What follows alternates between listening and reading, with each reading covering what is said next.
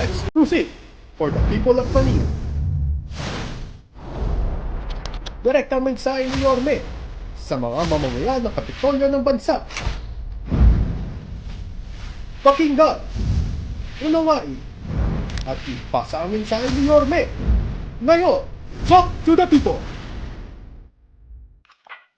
Ay, magandang araw po muli. Nako, ayun, may technical difficulties tayo kanina.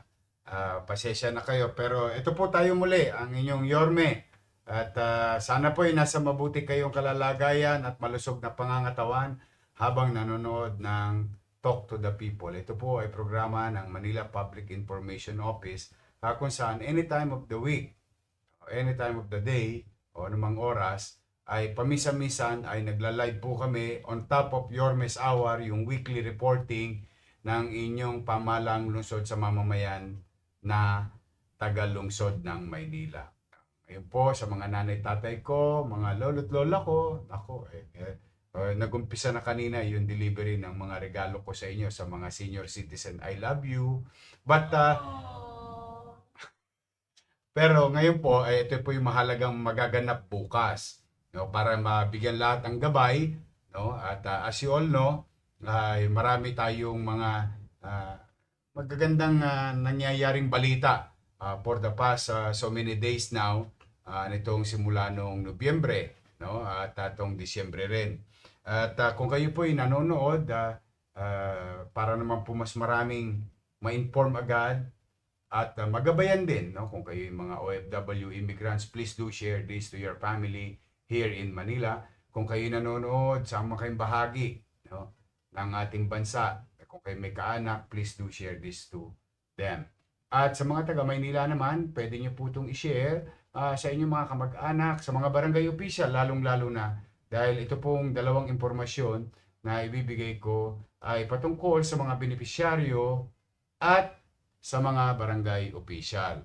As we have promised, as per your request also, ang inyong pamahalang lungsod ay nakagawa ng paraan upang matugunan din at maibsan yung mga panggastos ng ating mga PWD at solo parent. At isasabay ko na rin po yung mga ibinigay ng DSWD sa listahan nila ng senior citizen.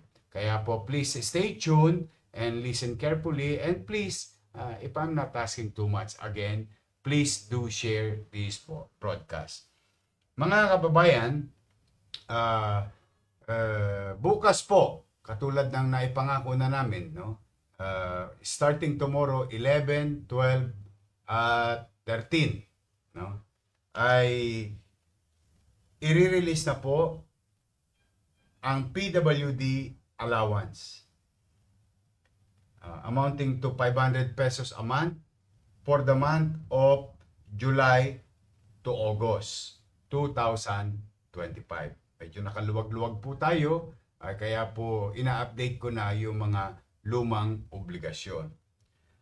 Sa PWD, there is about 46,764 PWDs in Manila for adult PWDs. And we have 9,622 minor PWDs. Ang total amount po na i-release bukas ay 55,898,000 pesos. Ngayon naman, sa mga solo parents, shout out sa ating mga mabubuting ina, mabubuting ama na solong nagpapalaki ng kanilang mga anak. We are proud of you.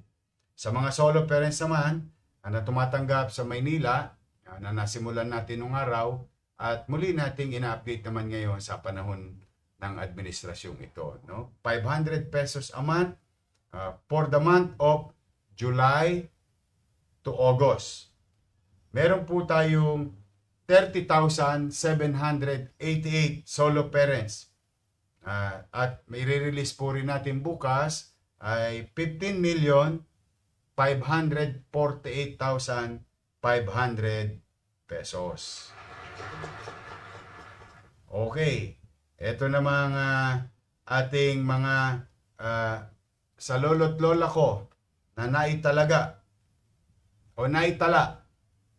ng Department of Social Welfare and Development. Bukas din po ay i-release na rin.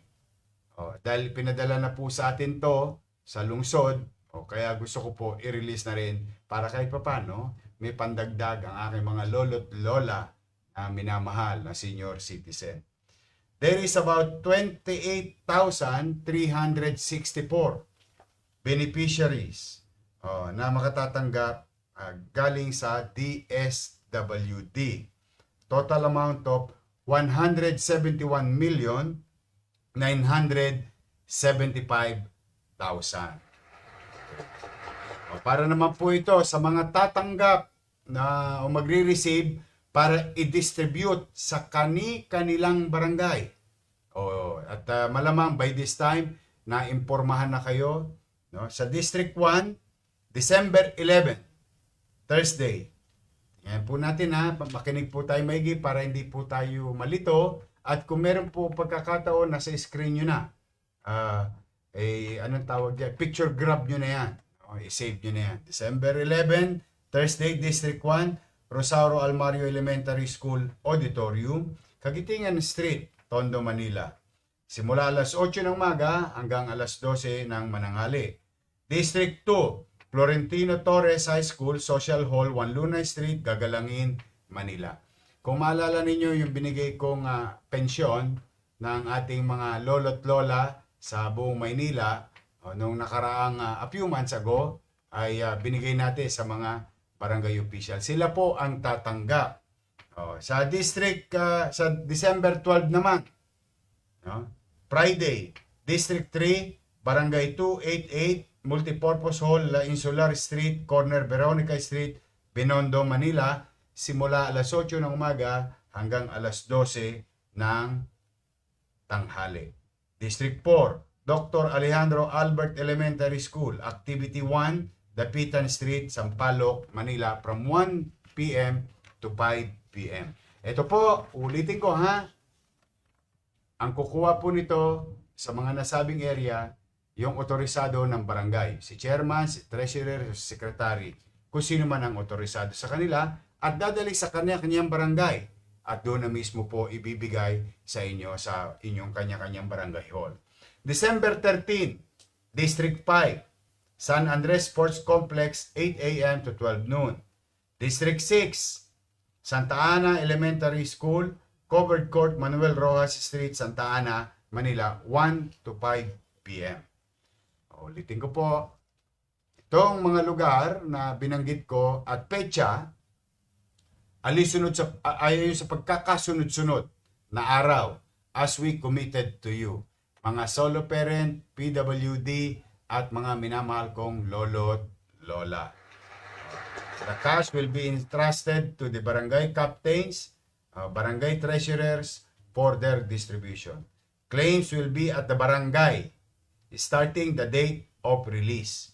Total amount po na i-release natin sa loob ng 3 araw is 243,403,500 pesos. Ayan po. So, sa mga solo parent, PWD at mga listed senior citizen ng DSWD, bukas na magsisimula, hayahay ang buhay. Masaya ako para sa inyo. At sa gusto mag-update, Yorme, kailan ang food box namin para sa Noche Buena package? Tuloy-tuloy po. More than 400 barangays na ang nadelibera ng DPS, MTPB, at saka City Engineering Office. Tapos, nagsimula na rin po ngayon yung ating regalo sa mga lolo't lola natin, sa mga senior citizen. Dito po siya. Ito pong muntik kong regalo, pagpapasensyaan nyo na Ayoko umabsent. Sayang naman. Ngayon, ito pong laman na regalo ay simple gift. Kasi alam ko naman lahat ng mga senior sa kanilang pamilya itatanggap na ng pang Noche Buena. Kaya lang may extra ako para sa aking mga lolo't lola. Ito, of course, una-una lang yan. Gusto mo? Okay, eto po.